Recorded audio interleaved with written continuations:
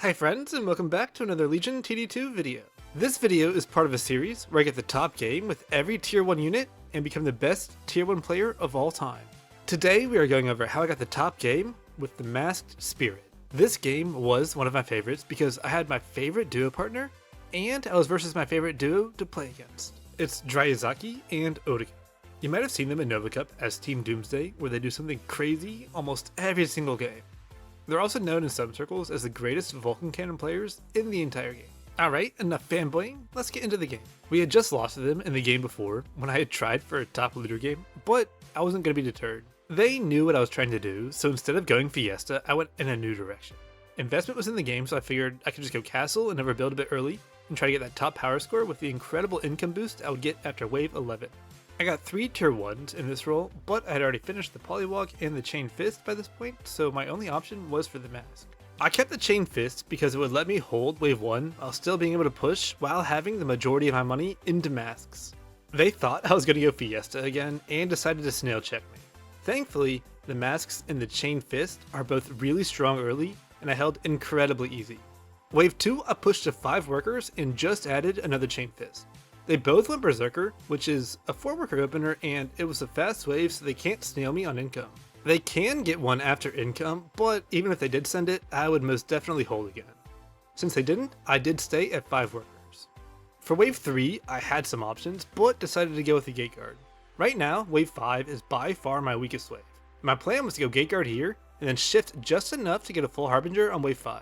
It would probably protect me all the way until wave 8, so it seemed like a really good idea. They do come with a double snail, with the second probably being after income. I easily hold and only push 1 worker, and even though I could afford another one and hold wave 4, remember I am very weak on wave 5 and still want the Harbinger. I'm sure we've all done that greedy push only to be punished on our weakest wave and leak everything, and I did not want that to happen. Wave 4 and I add nothing, shifting the rest of my gold so I can get the Harbinger next wave. Because the second snail last wave was probably after income, they won't have much leftover mythium to leak me here, making the shift way easier. I did end up getting the snail sent here, but I don't trust it.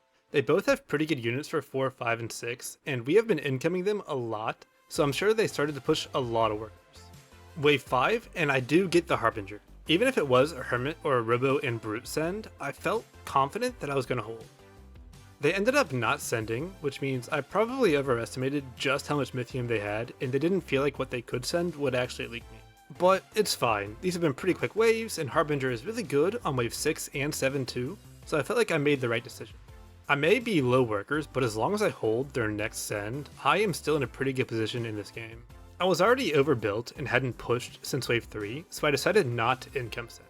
It would take some pressure off my ally, and not really hurt me all that much. Their units are a lot better here on wave 6 than on wave 7, so this might make them overbuild a little bit. Wave 6 and I just added an Oathbreaker. I didn't have enough for the Wild Shroom and didn't feel like it was worth to sell a Chain Fist for one, since I was going to be getting the Mask upgrade on wave 7 anyway. My weakest wave is wave 8, and an On Fire Mask will really help versus a big set. Nobody comes here, which makes me think I'm getting something nasty like an Ogre on wave 7 or a Ghost Knight on wave 8. Either way, I was going to upgrade my mask into a Hellraiser to make sure that it's on fire for wave 8, and I added a medium mask as well. I didn't think they would go for like a Mole and a Hermit, and instead try to go for something like Brutes or the Ogre to get my Oathbreaker and Harb killed, and figured the masks would let me kill everything but the Sens. The Sens come, and wow, I was really overestimating their Mythium.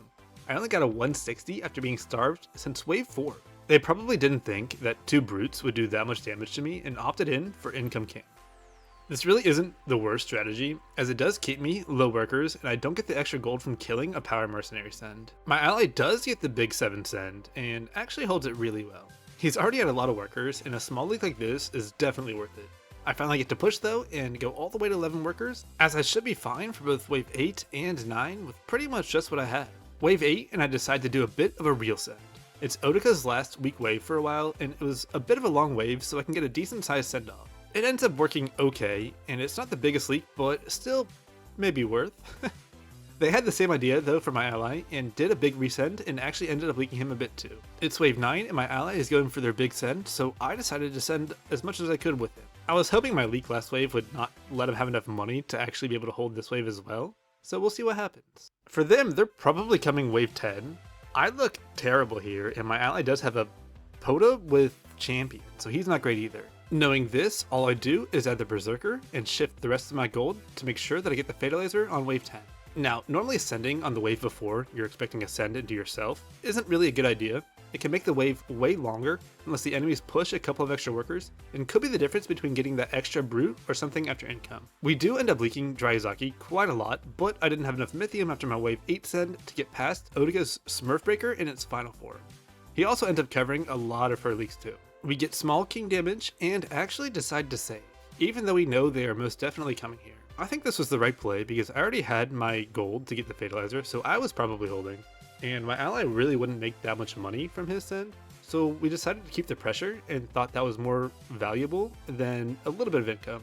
They decided to real send me anyway, and the great thing about masks and aquas on wave 10 is they can do some serious damage to the sends that would normally be safe, just like this robo.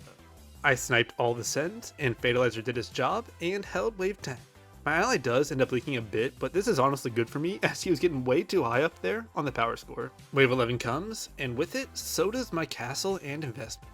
I'm not on top of the power score yet, but I should be very soon. I do reroll a bit and swap out my mask for a Vulcan cannon and a gate guard for a bunk. I like Vulcan and Hades together as they kind of help each other kill a siege ram or a Kraken send. After looking at their boards, and since we hadn't sent in a while, we decided to go for wave 12.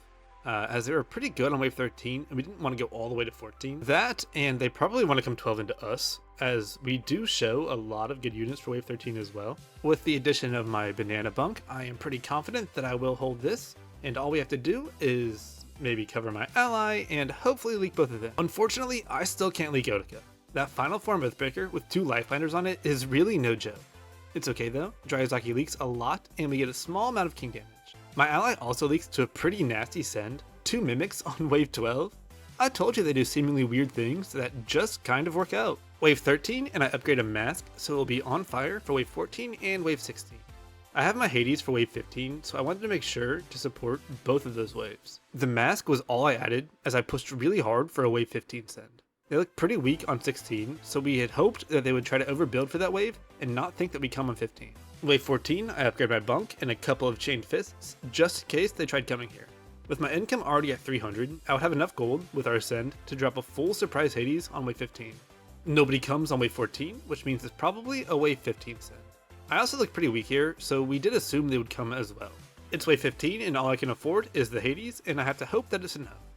I went with a Needler because he's got a lot of Swift and Arcane units, and a Hermit for his AoE, and as many Rebos as I could afford. The sends come in, and I've got a bit of a smaller send, but my Hades just refused to ever attack the boss, so I actually do leak a half health Shaman and give up a 75 gold shutdown.